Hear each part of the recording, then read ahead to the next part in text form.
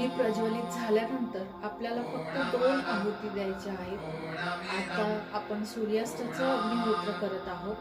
त्यामुळे ओम अग्नेय स्वाहा अग्नेय इदं नमः.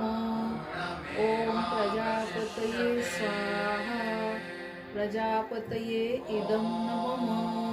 शांति शांति शांति।